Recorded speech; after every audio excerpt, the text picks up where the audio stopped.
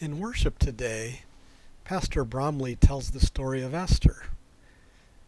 Esther and her people were living in a new land, and they had to adapt to some difficult situations in order to survive.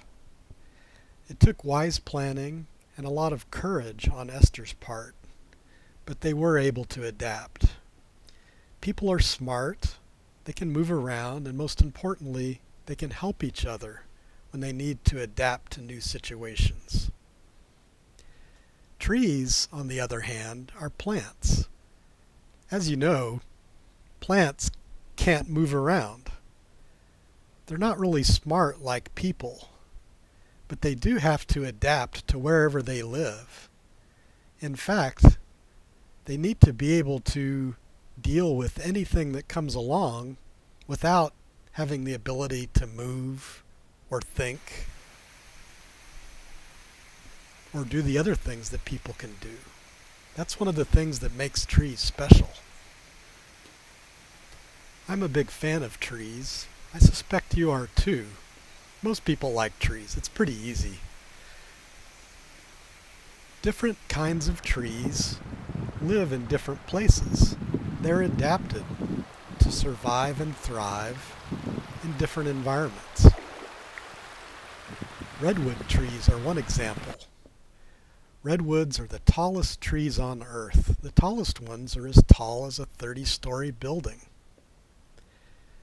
Being so tall makes it difficult to get water to the top of redwood trees.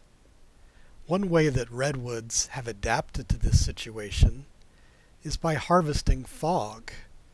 Redwoods live close to the Pacific Ocean, and as the fog rolls in, they harvest or capture the fog with their needles, and the fog drips onto the forest floor where the water's taken up. On the other hand, trees that live in dry places, like sand pine and oaks in scrub habitats in Florida, live in a very dry place, and they're adapted to these dry locations by growing slowly and by having small leaves that conserve water. Cypress trees are another example of a tree that's adapted to where it lives. Cypress live in the water often. When cypress are growing in water, their roots produce structures called knees. It's thought that the knees may help cypress trees survive in flooded conditions. This is what forests look like in colder parts of the United States in the fall. In the fall, in these cold places, tree leaves change from green to brilliant shades of red, orange, yellow, and even sometimes purple as the weather gets colder.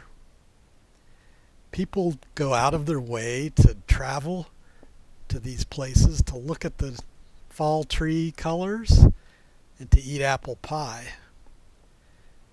In Florida, though, and other places where it stays warm all winter, we don't see as many fall colors because leaves can stay green and photosynthesize or produce food for the trees all winter long. This is another great example of how trees all around us are so well adapted to their environment. So both trees and people can deal with challenges associated with their environment in different ways. Looking for and appreciating these differences in how life on Earth adapts to its environment is one of the ways we can find joy and wonder in the world around us.